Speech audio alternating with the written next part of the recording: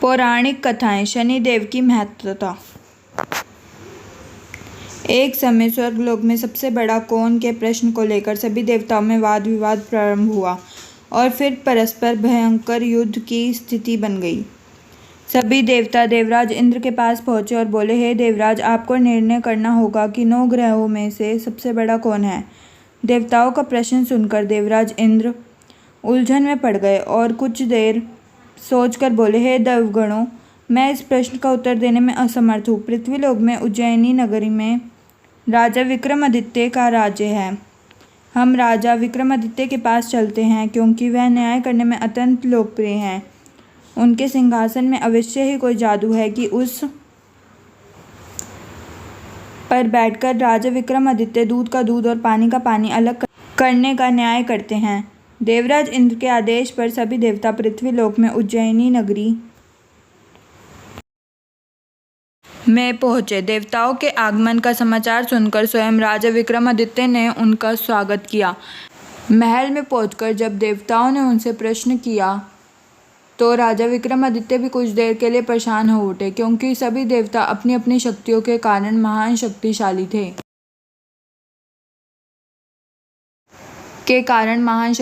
थे। किसी को भी छोटा या बड़ा कह देने से उनके क्रोध के प्रकोप से भयंकर हानि पहुंच सकती थी। तभी राजा विक्रमादित्य को एक उपाय सूझा और उन्होंने विभिन्न धातुओं स्वर्ण, रजत, कांसा, तांबा, सीसा, रांगा, जस्ता, अभ्रक व लोहे के 9 आसन बनवाए। धातुओं के गुणों के अनुसार सभी आसनों को एक दूसरे के पीछे रखवाकर उन्होंने देवताओं को अपने अपने सिंहासन पर बैठने को कहा। सब देवताओं के बैठने के बाद राजा विक्रमादित्य ने कहा, आपका निर्णय तो स्वयं हो गया। जो सबसे पहले सिंहासन पर विराजमान है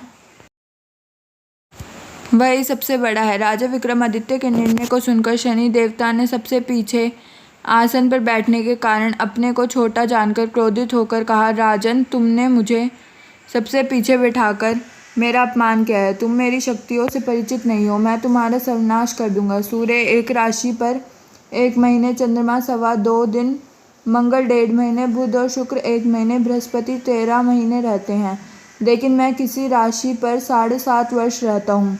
बड़े बड़े देवताओं को मैंने अपने प्रकोप से पीड़ित किया है। राम जी को 7.5 के कारण ही वन में जाकर रहना पड़ा और रावण को 7.5 के कारण ही युद्ध में मृत्यु का शिकार बनना पड़ा। उसके वंश का सर्वनाश हो गया। राजा, अब तू भी मेरे प्रकोप से नहीं बच सकेगा। राजा विक्रमादित्य शनि देवता के प्रकोप से थोड़ा भयभीत हो गए, लेकिन उन्होंने मन में विचार किया, मेरे भाग्य में जो लिखा होगा ज़्यादा से ज़्यादा वही ही होगा। फिर शनिदेव के प्रकोप से भयभीत होने की आवश्यकता क्या है। उसके बाद अन्य ग्रहों के देवता तो प्रसन्नता के साथ वहाँ से चले गए, लेकिन शनिदेव बड़े क्रोध के साथ वहाँ से विदा हुए। राजा विक्रमादित्य पहले की तरह ही न्याय करते रहे। उनके राज्य में सभी स्त्री पुरुष बहुत आनंद से जीवन यापन कर रहे थे। कुछ दिन ऐसे ही बीत गए। उधर शनि देवता अपने अपमान को भूले नहीं थे। विक्रमादित्य से बदला लेने के लिए एक दिन शनिदेव ने घोड़े के व्यापारी के रूप धारण किया और बहुत से घोड़ों के साथ उज्जैनी नगरी में पहुंचे।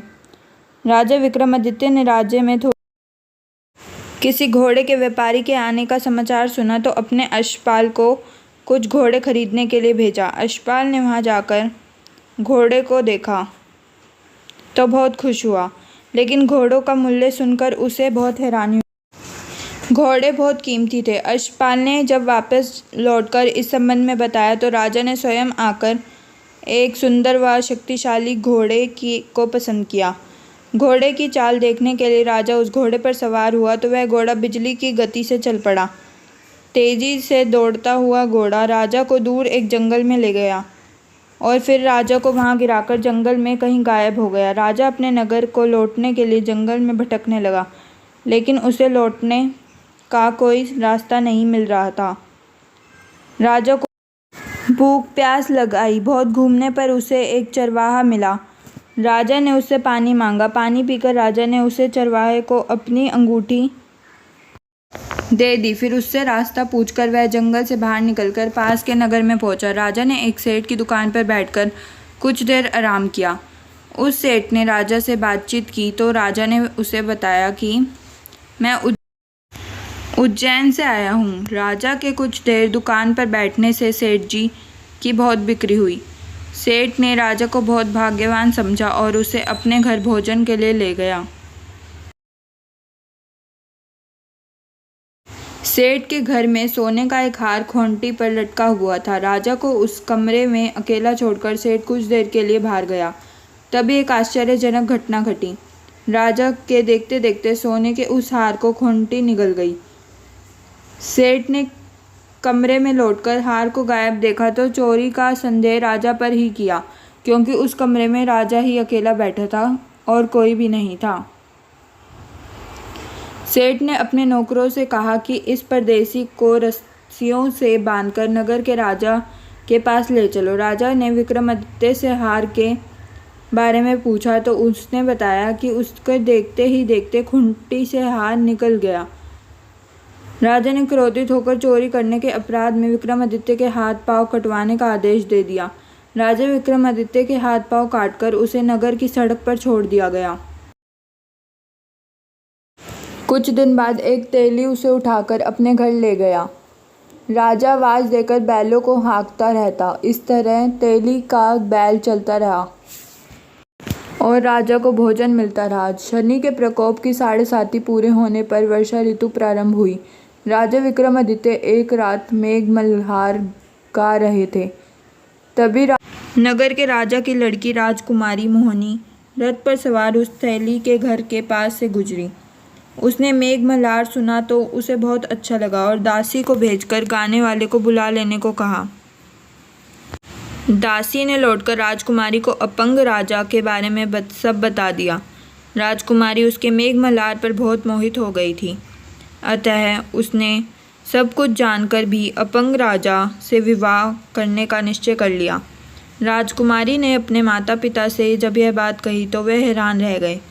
राजा को लगा कि उसकी बेटी पागल हो गई है। रानी ने मोहिनी को समझाया, तेरे भाग्य में तो किसी राज्य की रानी होना लिखा है, फिर तू उस अपंग से विवाह करके अपने पाँव में कुल्हाड़ी क्यों मार रही है। राजा ने किसी सुंदर राजकुमार से उसका विवाह करने की बात कही, लेकिन राजकुमारी ने अपनी जिद नहीं छोड़ी। अपनी जिद पूरी कराने के लिए उसने भोजन करना छोड़ दिया और प्राण त्यागने का निश्चय कर लिया। आखिर राजा रानी को विवश कर अपंग विक्रमादित्य से राजकुमारी का विवाह करना पड़ा। विवाह के बाद राजा विक्रमादित्य और राजकुमारी तेली के घर में रहने लगे। उसी रात स्वप्न में शनिदेव ने राजा से कहा, प्रजा, तुमने मेरे प्रकोप देख लिया, मैंने तुम्हें अपने अपमान का दंड दिया है। राजा ने शनिदेव से क्षमा करने को कहा और प्रार्थना की, हे शनिदेव, आपने जितना दुख मुझे दिया है अन्य किसी को ना देना। शनिदेव ने कुछ सोचते हुए कहा, राजा, मैं तुम्हारी प्रार्थना स्वीकार करता हूँ। जो कोई स्त्री पुरुष मेरी पूजा करेगा, शनिवार को व्रत करके मेरी कथा सुनेगा, उस पर मेरी अनुकंपा बनी रहेगी, उसे कोई दुख नहीं होगा। शनिवार को व्रत करने और चींटियों का आटा डालने से मनुष्य की सभी मनोकामनाएं पूरी होंगी। प्रातःकाल राजा विक्रमादित्य की नींद खुली तो अपने हाथ पांव देखकर राजा को बहुत खुशी हुई। उसने मन ही मन शनिदेव को प्रणाम किया। राजकुमारी भी राजा के हाथ पांव सही सलामत देखकर आश्चर्य में डूब गई। तब राजा विक्रमादित्य ने अपना परिचय देते हुए शनिदेव के प्रकोप की सारी कहानी कह सुनाई। सेठ को जब इस बात का पता चला तो दौड़ता हुआ तेली के घर पहुंचा और राजा के चरणों में गिरकर क्षमा मांगने लगा। राजा ने उसे क्षमा कर दिया, क्योंकि यह सब तो शनिदेव के प्रकोप के कारण हुआ था। सेठ राजा को अपने घर ले गया और उसे भोजन करवाया। भोजन करते समय वहाँ एक आश्चर्यजनक घटना घटी। सबके देखते देखते उस खूंटी ने वह हार उगल दिया। सेठ जी ने अपनी बेटी का विवाह भी राजा के साथ कर दिया और बहुत से स्वर्ण आभूषण धन देकर राजा को विदा किया। राजा विक्रमादित्य राजकुमारी मोहिनी और सेठ के बेटी के साथ उज्जैनी पहुंचे तो नगरवासियों ने हर्ष से उनका स्वागत किया। उस रात उज्जैनी नगरी में दीप जलाकर लोगों ने दिवाली मनाई। अगले दिन राजा विक्रमादित्य ने पूरे राज्य में घोषणा करवाई, शनिदेव सब देवों में सर्वश्रेष्ठ हैं। प्रत्येक स्त्री पुरुष शनिवार को उनका व्रत करे और व्रत कथा अवश्य सुने। राजा विक्रमादित्य की घोषणा से शनिदेव बहुत प्रसन्न हुए। शनिवार का व्रत करने और कथा सुनने के कारण सभी लोगों की मनोकामना शनिदेव की अनुकंपा से पूरी होने लगी। सभी लोग आनंद पूर्वक रहने लगे। आपको ये कहानी कैसी लगी कमेंट सेक्शन में ज़रूर बताइएगा।